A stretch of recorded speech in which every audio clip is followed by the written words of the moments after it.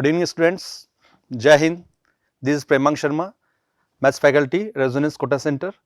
Today we will discuss the memory-based solutions of question paper held on 30 January 2023. First retrieved question जो था, number of 7-digit odd numbers. 7-digit odd numbers. So unit place can take 1, 3, 5 only. And we have to use only these digits. So 1, 2, 3, 4, 5, 6, 7. तो unit place पे first of all 1 आ जाए, तो remaining positions पे remaining जो digits हैं उनको arrange करना है अपने को. तो उनको अरेंज करने का जो मेथड है, फैक्टोरियल 6 डिवाइडेड बाय, ये रिपीट हो रहे हैं फैक्टोरियल 3, ये 2 बार रिपीट हो रहे हैं फैक्टोरियल 2. तो कितना हो जाएगा हमारे पास यहाँ पे, this equals to 60. Second case will be 1, 2, 3, 4, 5, 6, 7. तो यूनिट प्लेस पे क्या आ जाए हमारे पास, 3 आ जाए. यूनिट प्लेस पे 3 फिक्स कर दिया, तो रिमेनिंग डिजिट्स को शफल करने का जो मेथड है कितना हो जाएगा, this is factorial 6 divided by 3 आ गया अपॉन फैक्टोरियल 3. तो this will B 120. Okay. And third and final case, unit place पे क्या आ जाए, 5 आ जाए हमारे पास. 1, 2, 3, 4, 5, 6, 7. तो 5 हमने यहाँ पे फिक्स कर दिया. 5 फिक्स करेंगे तो रिमेनिंग जो डिजिट्स है उनको अरेंज करना है. Again factorial 6 divided by factorial 3 into factorial 2. 2 3 बार आ रहा है और 3 2 बार आ रहा है. तो अगेन इसका रिजल्ट कितना हो गया हमारे पास, 60. सो टोटल ऑड नंबर्स कितना हो गया हमारे पास यहाँ पे, 240. 240. तो second option is the correct option. Now move on second example. तो सेकंड क्वेश्चन जो था, 2 सीरीज गिवन है अपने को, दोनों इनफैक्ट अरिथमेटिक प्रोग्रेशंस गिवन है और their common term from the starting, from the beginning. तो स्टार्टिंग से एट्थ जो कॉमन टर्म है वो अपन को फाइंड आउट करना है. तो फर्स्ट ऑफ ऑल ये तो दिख ही रहा है, first common term is 1. First common term 1 आ गई. अब इसका जो कॉमन डिफरेंस है D1, this is 4, and common difference of second series is D2, this is 5. तो दोनों के कॉमन नंबर से जो सीरीज बनेगी दैट इज अरिथमेटिक प्रोग्रेशन, और उसका कॉमन डिफरेंस क्या होगा, LCM of D1 and D2. तो दोनों का अगर अपन एलसीएम लेते हैं यहाँ पे, एलसीएम दिस इक्वल्स टू कितना होगा, रिलेटिवली प्राइम नंबर से तो एलसीएम विल बी 20. तो फर्स्ट टर्म ही आ गई, second term will be 21, third term will be 42, यहां पे कितना हो जाएगा 41. तो 28 करते जाएंगे अपन. तो eighth term from the beginning, तो eighth term T8, 1 plus 8 minus 1 into D is 20. So 141. So 141 is the correct answer. Now move on third question. In fact, this is very easy question. Third question is good question. अच्छा सवाल है. If 50th root of x is 12, so x power 150 is equals to 12. Similarly, 50th root of y is 18. So y power 150, 1 upon 150 is equals to 18. Then remainder when x plus y is divided by 25. X plus y, so x plus y will be, x plus y is equals to 12 power 50 plus 18 power 50. ये आ जाएगा. अब किससे divide करना है, हमें 25 से divide करना है. इसका मतलब 25 का मल्टीपल में कुछ ना कुछ मिलना चाहिए अपने को, ठीक है. और रिमाइंडर फाइंड आउट करना है, तो कंफर्म है रिमाइंडर 24 तक ही पहुंच सकता है. तो 25 या 5 के कुछ पार्ट में ब्रेक करना है और सेकंड पार्ट इसका 1 बन जाए तो बहुत अच्छा है, क्योंकि 1 को हैंडल करना काफी आसान होता है. तो दोनों में अगर एक चीज कॉमन देखें अपन, 6 इसमें भी आ रहा है, 6 इसमें भी आ रहा है, तो 6 पावर 50 अपन ने बाहर ले लिया. यहां से क्या मिलेगा हमें, 2 power 50. 2 power 50 can be written as 4 power 25, क्योंकि 4 को हम क्या लिख देंगे, 5 माइनस 1. तो 5 भी आ गया, 1 भी मिल गया अपने को. सिमिलरली यहां से कितना आ गया हमारे पास, 3 पावर 50. 3 पावर 50 अगर देखें तो 9 पावर 25, तो प्लस 9 पावर 25, ऐसे ब्रेक किया. यहां 6 से इसको भी अपन ब्रेक कर देंगे, 1 प्लस 5, 5 माइनस 1 और 10 माइनस 1 आ जाएगा यहाँ पे, ठीक है. तो अब इसको आगे सिंप्लीफाई करते हैं अपन यहाँ पे. तो 1 प्लस 5 पावर 50. अब इसका जो मल्टीप्लीकेशन होगा ये हमने लिखा है यहाँ पे 5 minus 1 power 25 plus this is 10 minus 1 power 25. अब थोड़ा सा कैलकुलेशन है, थोड़ा स्मार्टली कैलकुलेट करना है अपने को। अब अपन इसको कैलकुलेट करेंगे, 50C0, 50C1 5 power 1, 50C2 5 power 2, ये चलता जाएगा हमारे पास। तो ये जो रिजल्ट आएगा हमारे पास, ये क्या मिलेगा हमें, 25 लैम्डा प्लस लास्ट में क्या आएगा, 1 अपने पास सेपरेट आएगा। बाकी जो भी नंबर्स आएंगे सब 25 के मल्टीपल में अपने आप बन जाएंगे, ठीक है। अब इसके बारे में बात करते हैं, यहां पे इसका एक्सपेंशन लिखेंगे अपन, तो अल्टरनेट प्लस माइनस वाली टर्म्स आएंगी। तो 25C1 5 power 25 minus 25C0 5 power 25 minus 25C1 5 power 24, ही चलता जाएगा। तो सेकंड लास्ट टर्म अगर अपन यहां पे देखें तो सेकंड लास्ट टर्म कितनी आएगी हमारे पास, यहां पे 25C24 5 पावर 1 और लास्ट में कितना आ जाएगा, माइनस 25C25 1। तो 25C24 किसके इक्वल आ गया, 25 मल्टीप्लाइड बाय 5 कितना हो गया हमारे पास, 125। तो यहां पे अगर अपन देखें और लास्ट में सेपरेट कितना आ गया, -1, तो उसके उधर उसी के मल्टीपल में मिलेंगे हमें। तो अल्टीमेटली यहां पर भी अगर अपन रिलेशन इसका ऑब्जर्वेशन देखें तो 25 मल्टीप्लाइड बाय 5 बाकी सब इसी के मल्टीपल में चलेंगे। तो यहां पे भी हमने लिख दिया 25 लैम्डा यूज कर लेते हैं यहाँ पे म्यू -1, ये फॉर्मेट बनेगा यहाँ पे हमारे पास। सिमिलरली यहां पे अगर अपन देखें सेकंड लास्ट टर्म क्या आएगी, 25C24 10 पावर 1 और लास्ट में कितना आ जाएगा, -1, लास्ट में कितना मिलेगा हमें, -1। तो यहां पे भी 25 मल्टीप्लाइड बाय 10 250, वो 25 का ही मल्टीपल आ रहा है, उसके इधर वाली टर्म्स में भी 25 का मल्टीपल मिलेगा। तो यहां पे भी लास्ट में कितना आया, -1। तो again plus 25, suppose this is t is an integer, mu is an integer, lambda is also an integer, -1, ऐसा कुछ रिजल्ट आ गया हमारे पास। So in next step we can write 25 lambda plus 1 multiplied by 25 mu plus 25 t plus -25 और we can say -2 चलने दीजिए, this is -2, ये आ गया हमारे पास। अब यहां से आगे बढ़ते हैं, फाइनल जो रिजल्ट है, क्योंकि 25 से हमें डिवाइड करना है तो काफी हद तक अपन ने इसको सिंप्लीफाई कर लिया है, बस लास्ट मोमेंट पे पहुंच के अपन को गलती नहीं करनी। इस 25 लैम्डा को मैं इस पूरे पार्ट से मल्टीप्लाई करूंगा तो 25 का मल्टीपल आ गया, सपोज 25i, ये आ जाएगा। अब इस 1 को इससे मल्टीप्लाई किया, 25 का मल्टीपल आ गया, 1 को इससे मल्टीप्लाई किया, अगेन मल्टीपल ऑफ 25। तो यहां पे अगर अपन देखें 25i i1 plus 25 suppose mu plus 25t, ऐसा कुछ मिला हमें, और लास्ट में क्या मिला, -2। अब इसको किससे डिवाइड कर रहे हैं अपन, डिवाइडेड बाय 25। तो इस पूरे पार्ट को 25 से डिवाइड करेंगे, ये रिजल्ट आया। तो हमें कोई इंटीजर मिलेगा, सपोज इंटीजर i 25 से डिवाइड हो गया, प्लस क्या लिखा अपन ने, -2/25। तो -2/25, so remainder will be 23, 25 -2, this is 23, तो रिमाइंडर विल बी 23। तो अच्छा क्वेश्चन था। मेन थीम क्या होती है इस क्वेश्चन की, भाई जिससे डिवाइड कर रहे हैं उसके मल्टीपल में अपन को मिलना चाहिए, ये सबको पता है। और हम ये कोशिश करते हैं कि साथ में जो एक्स्ट्रा मिल रहा है, कोशिश यही रहती है कि 1 + 1 -1 ऐसे करके एडजस्टमेंट हो जाए, क्योंकि उससे क्या फायदा होता है, 1 की जो पावर्स है उनको हैंडल करना काफी इजी होता है। ऐसा एडजस्टमेंट बना लिया तो बहुत अच्छी बात है, अदरवाइज थोड़ा सा कॉम्प्लिकेटेड क्वेश्चन बन जाता है ये। तो अच्छा क्वेश्चन था ये, good question. Move on to next question. If mod of A vector equals to 1, mod of B vector equals to 2, A dot B is equals to 4, and this is vector equation. C vector equals to 2A cross B minus 3 B vector. Then B dot C is equals to. तो B dot C calculate करना है, और question में C vector के बारे में बस ये इक्वेशन के अलावा कहीं कोई डेटा अवेलेबल नहीं है। तो B dot C निकालना है, तो कन्फर्म में ये जो वेक्टर इक्वेशन अपने को गिवन है, इसमें dot product with B vector कर लेते हैं। सो B vector dot product with C vector is equals to 2 B vector dot A vector cross B vector minus 3 B vector dot B vector. Okay. अब B dot A cross B scalar triple product value क्या हो जाएगी, 0, क्योंकि दोनों vectors क्या हो गए, same.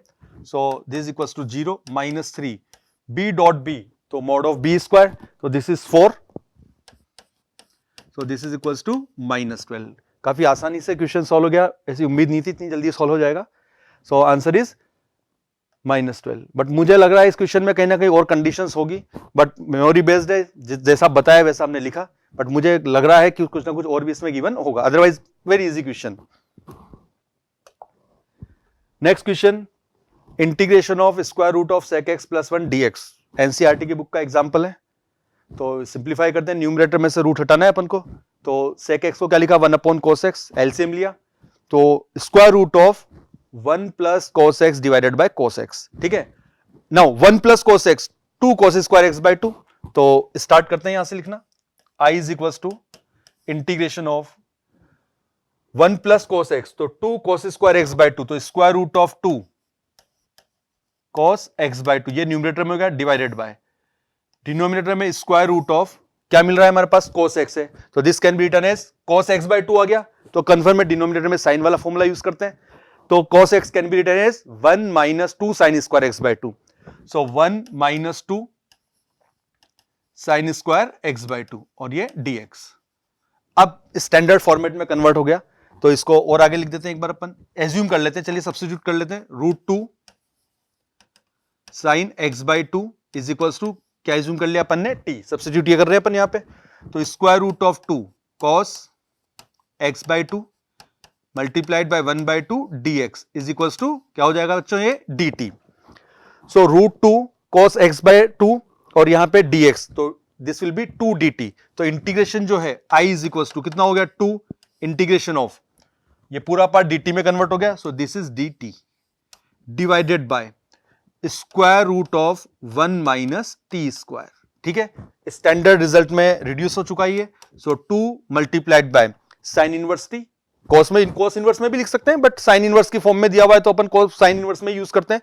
Fourth option दिया हुआ है कॉस इनवर्स, बट 3 ऑप्शंस जो हैं साइन इनवर्स में दिए हुए हैं, तो पहले साइन इनवर्स को देखते हैं, नहीं बैठेगी बात तो चौथा तो है ही सही। तो this is sine inverse T, और टी किसके इक्वल है हमारे पास, रूट 2 साइन एक्स बाय 2, तो square root of 2 sine x by 2 plus constant of integration, तो sine inverse root 2 sine x by 2, तो 2 sine inverse root 2 sine x by 2, second option. तो second option क्या है, correct answer है इसका। Next question, infinite limit as a some, definite integration का ही part है।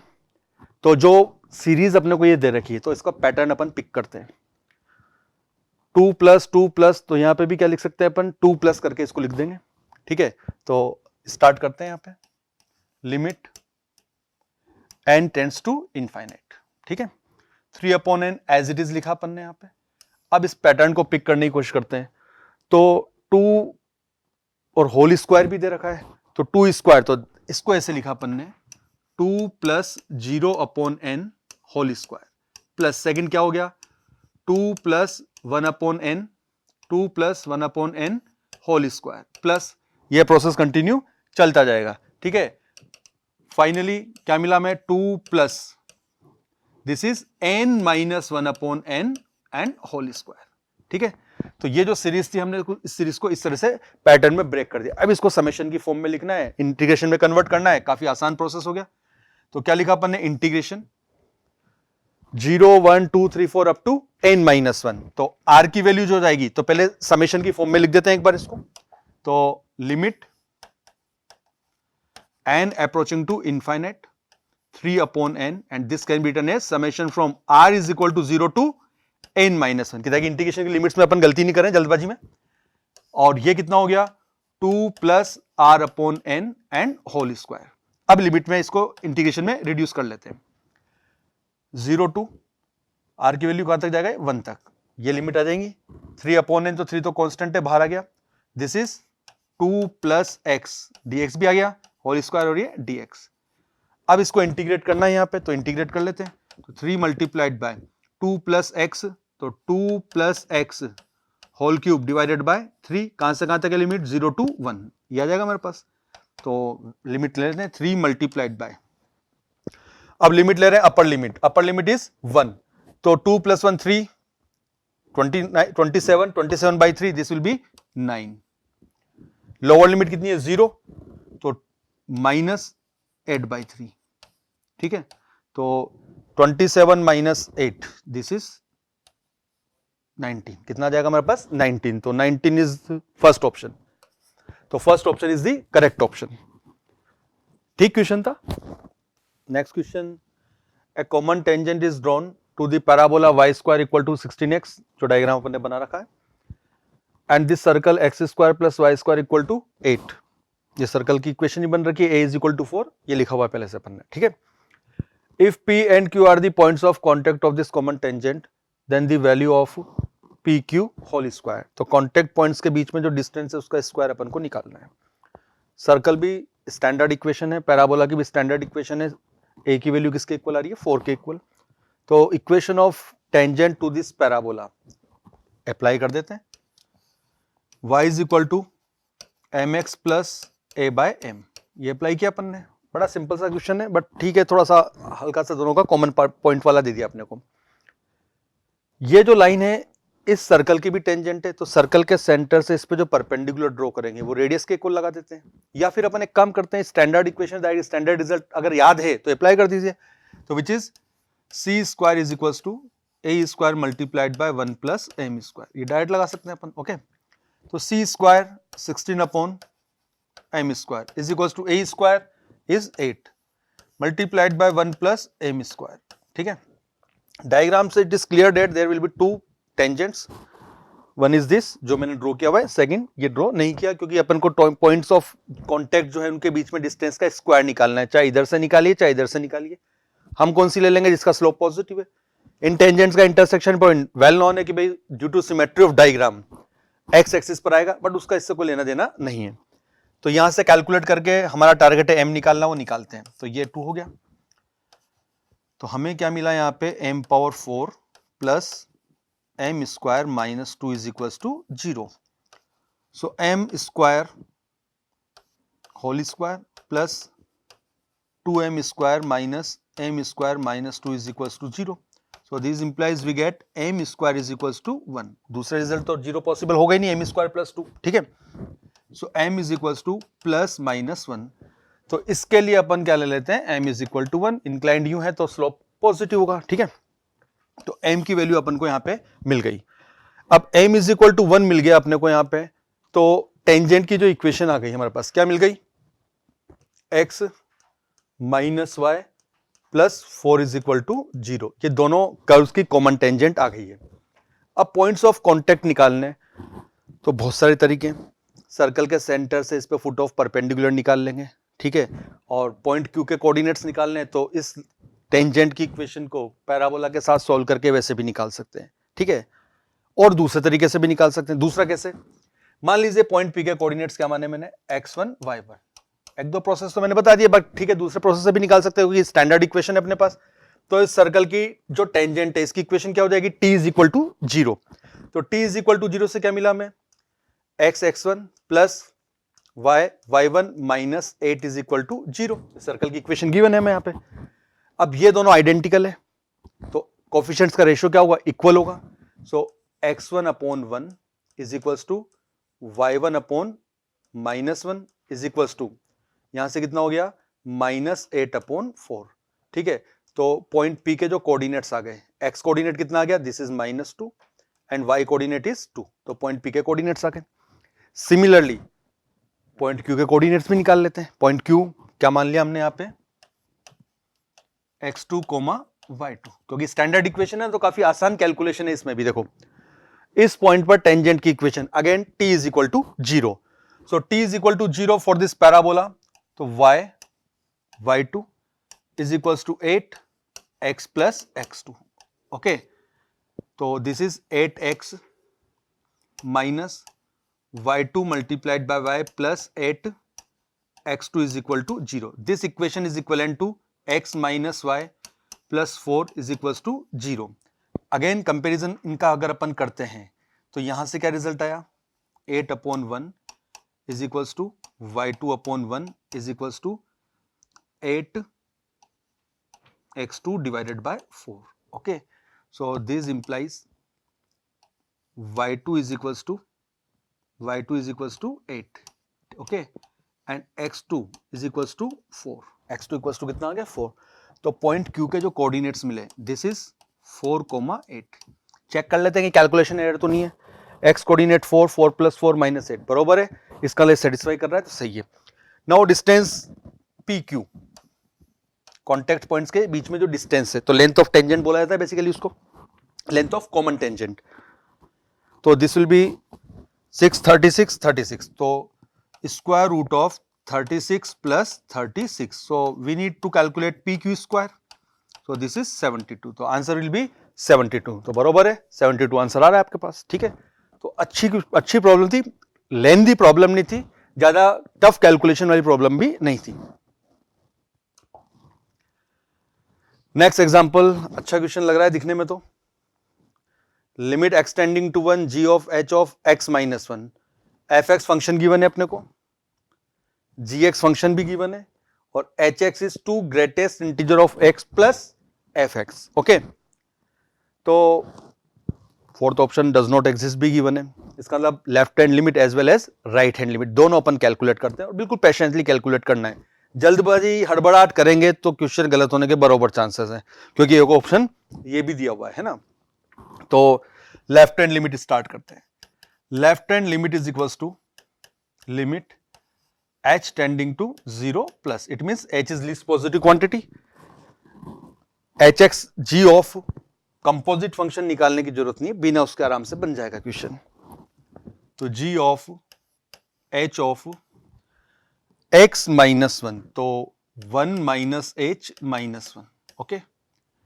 Second step यहां पे अगर अपन लिखते हैं, सो limit h tending to 0 plus 1 तो कट जाएगा, h का जो इनपुट है, फंक्शन भी h के फॉर्म में, बट ठीक है चलो अपन ने भी h लिखा हुआ है तो माइनस h आ रहा है, h की डेफिनेशन ये रही, सीधा डेफिनेशन पुट करिए, तो यहां पे g of twice greatest integer of minus h plus f of minus h, ये मिला, क्योंकि ये 1 से तो 1 क्या हो गया, कैंसिल आउट हो गया, इनपुट कितना हो गया h का, माइनस h, तो यहां पे मैंने सीधा सीधा माइनस h पुट कर दिया, ठीक है।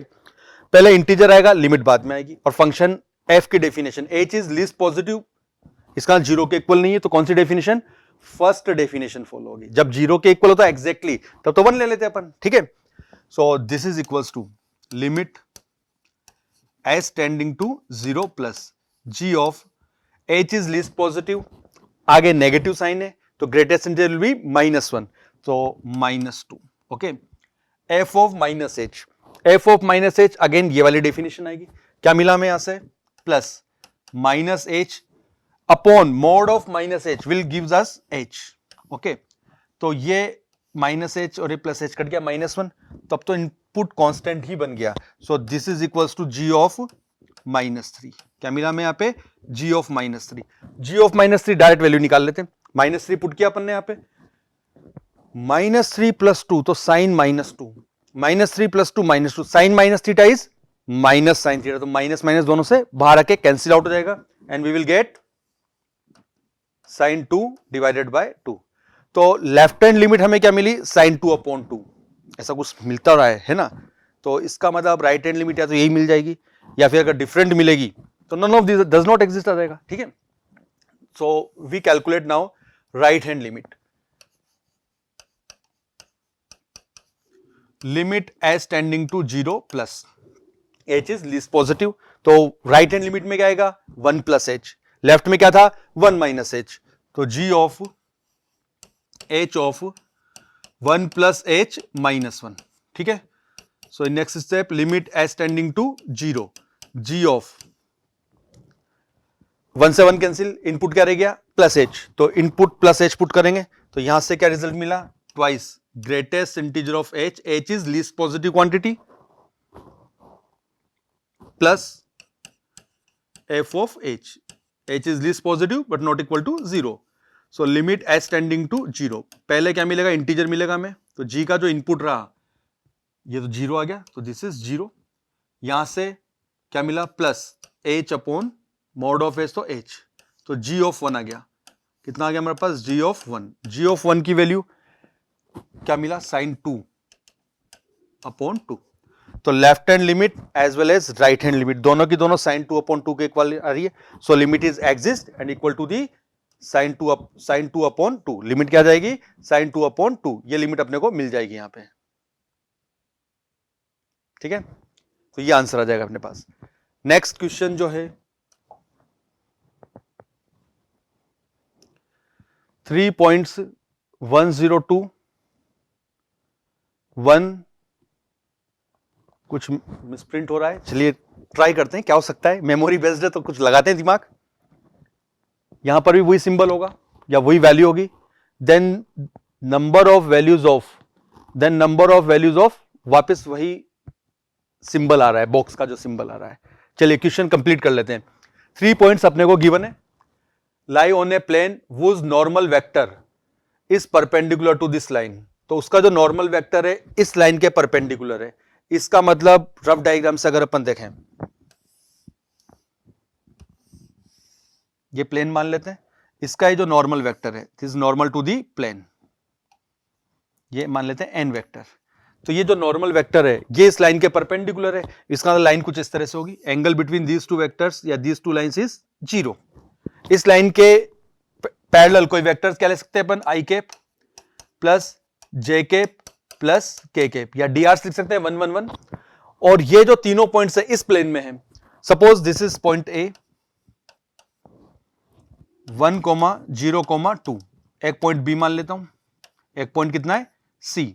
तो जो एन वेक्टर की डायरेक्शन है, n vector can be taken as a b vector cross A c vector, ठीक है, ए बी क्रॉस ए सी, ठीक है।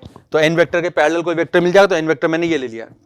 अब यहां पे कंफर्म है, ये जो बॉक्स है ये कोई ना कोई पैरामीटर है, सपोज यहां पे मान लेते हैं लैम्डा मान लेते हैं, तो 1 लैम्डा -1 और 2 1 एंड लैम्डा, ऐसा कुछ दिया हुआ है अपने को, ठीक है।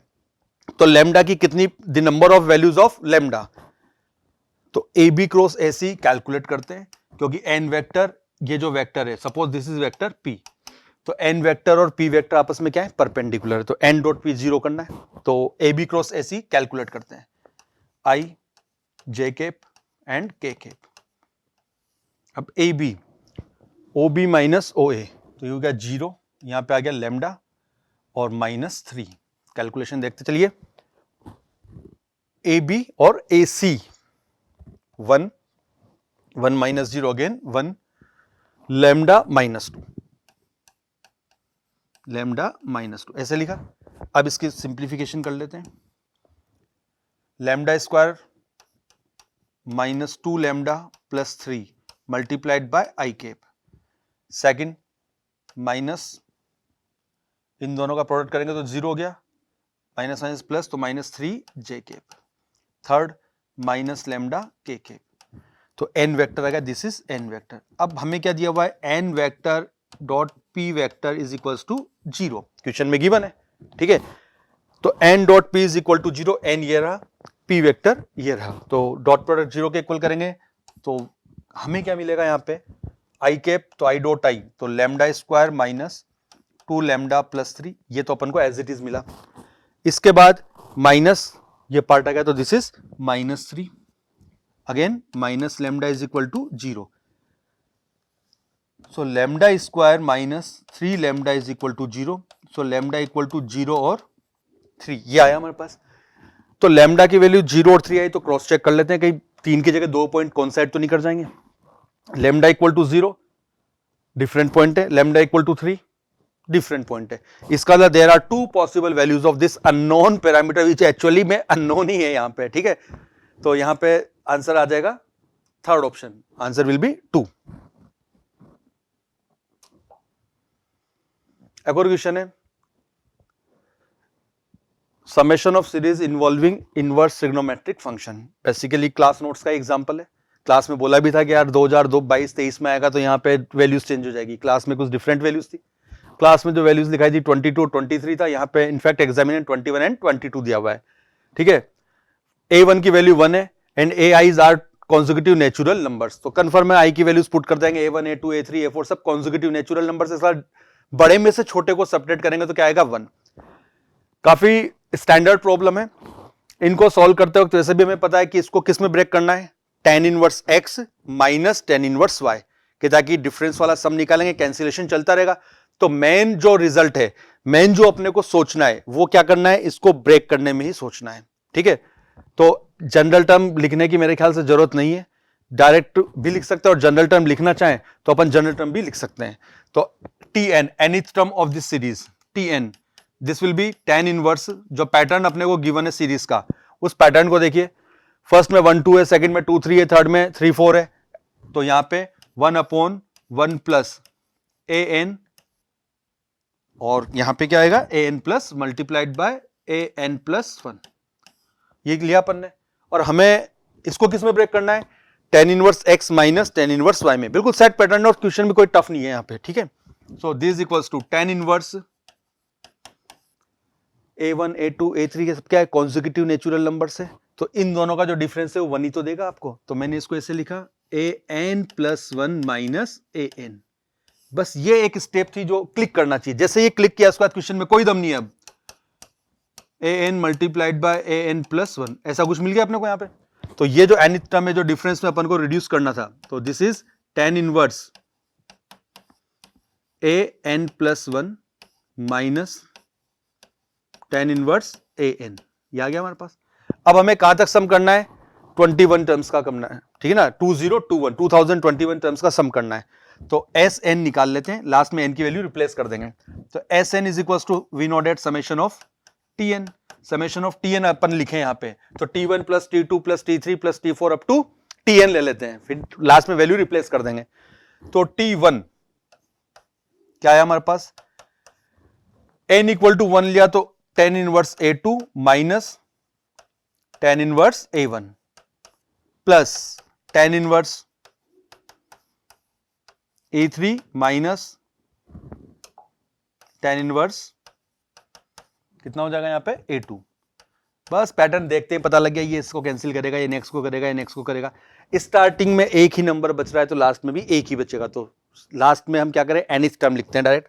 तो हम गए यहां तक, कहां तक, Tn। nth term will be tan inverse an+1 minus जो आएगा tan इनवर्स की फॉर्मेट में वो इससे कैंसिल आउट हो जाएगा। तो sum of first n terms of this series, तो Sn इज इक्वल्स टू कितना आ गया, tan inverse an+1 minus tan inverse A1, ये आ गया। ओके, अब A1 की वैल्यू किसके इक्वल गिवन है, 1 के इक्वल। तो tan इनवर्स 1 विच इज π/4 हमें कहां तक निकालना है, एक n की वैल्यू 2021। तो यहां से क्या मिला हमें, this equals to tan inverse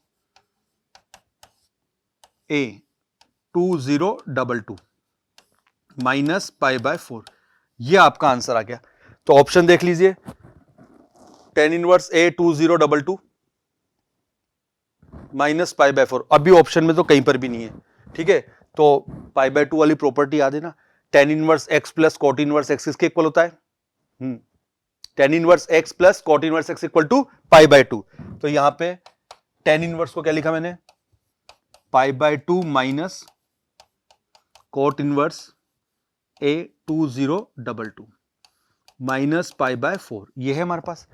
π/2 minus π/4 plus का π/4 आ गया, क्योंकि चारों में प्लस π/4 दिया हुआ है। तो π/4 minus cot inverse A 2022, π/4 minus cot inverse A 2022, यहाँ पे इनफैक्ट कॉट इनवर्स A 2022 आएगा, ठीक है। वो प्रिंट टाइप पर की थोड़ी सी मिस्टेक है, यहाँ पे A आउट आ जाएगा। तो आंसर सेकंड, तो इसका आंसर क्या मिलेगा हमें, second option is the correct answer, ठीक है। तो टोटल ये 10 क्वेश्चन से हम रिट्रीव कर पाए। मेमोरी बेस्ड क्वेश्चन है, शायद इस शिफ्ट में, इस सेशन में सबसे कम क्वेश्चन आज ही मिल पाए, क्योंकि कोटा में बड़ा खतरनाक मौसम चल रहा है। कल से बरसात हो रही है, ओले पड़ रहे हैं, भयंकर स्थिति खराब है।